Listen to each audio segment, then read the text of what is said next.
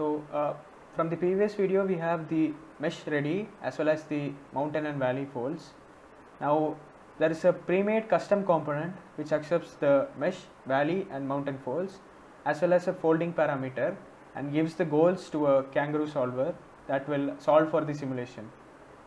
I have attached the component in the video description as a drive link. You can download this component from that and just copy paste in your Grasshopper file whichever you are working, and this can be used for almost any kind of origami which is triangulated like this. So this is a very useful custom made component in Grasshopper. Now we have the mesh here, let us use that as this input, the valley and mountain folds.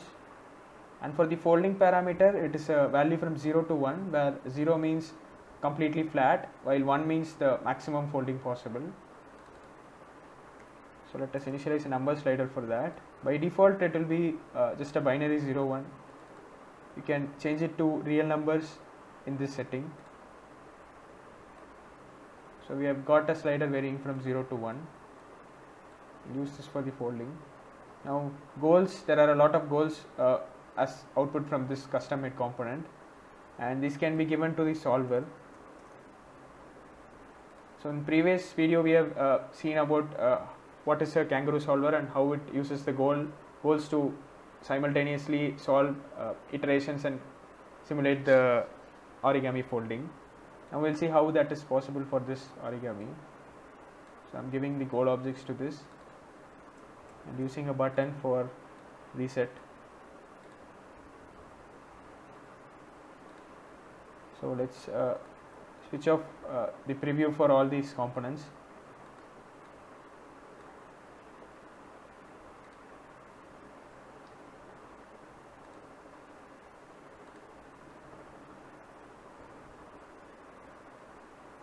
Now by varying this, you can see we are getting a spiral pattern. Let us increase the length of the origami.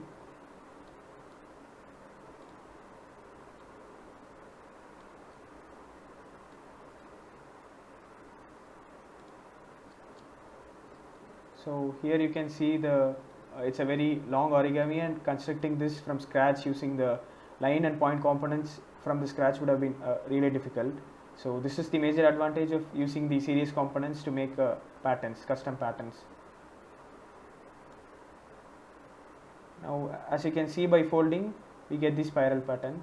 So we can remove these dots, the points here, mesh vertices, by switching off this preview and using a mesh, the combine and clean component, which will just take out the mesh out of the outputs. So this is output which is in the form of a tree, and using this combine and clean you will get a mesh output.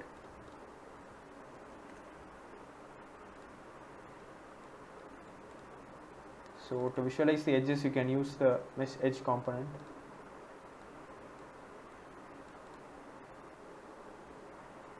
And here you can change the color if you wish to, or you can even use the custom preview line weights component to color the edges as per your choice. You can use the color swatch and give it as the color for this color for the edges. So we got different color for the edges and the mesh here, which will look more better.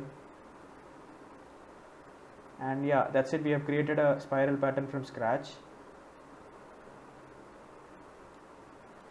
Let us have a small peek at what this component, custom made component, does. So the main component here is the hinge, which we have seen in a previous video, which accepts the starting and fold ending points of the hinge, as well as the two corresponding tips and the resting angle, as well as a strength parameter which determines how well the rest angle is maintained. And we have other components here such as the show, which is a goal to show the meshes. So here as we see, we got this mesh from the show component only. which is after the simulation, and here is a load component, and this is used to simulate the effect of gravity. So here you can see a vector which is pointing in the negative z direction, so that means there is a force acting on all the points in the negative z direction, which is similar to the gravitation force. And this is the plastic anchor component, which again is resembling the frictional force. So it's not exactly like a static or kinetic friction, but it uses a parameter called the limit and the strength to try and stop the points from sliding unnecessarily. And here is the length component, which fixes the length of each and every line, because paper is generally inextensible, so we have used this from all the edges of the mesh.